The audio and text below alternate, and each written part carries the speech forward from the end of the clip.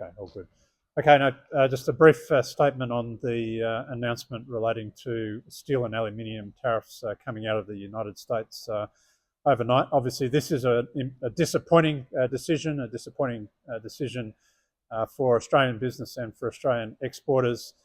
It will have some direct impact on those exports. Our concern is that further down the track, we run the risk that there will be diversion of trade from other markets, and obviously we have to ensure that Australian producers are not disadvantaged as a result of what happens elsewhere in the world now.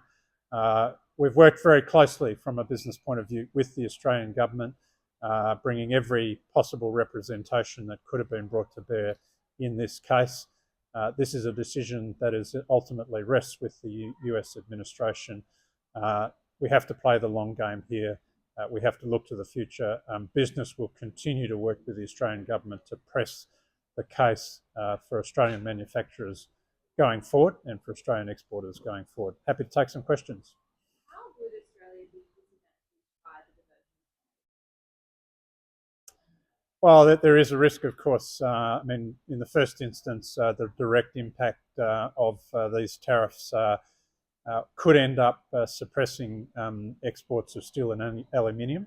But I think the bigger risk is that we will see other affected countries, if they can't access the US market in the same way that they would like to, they will look for other markets. And if the Australian market is there, there's a risk that we could see increased pressure from imports coming to Australia as a result.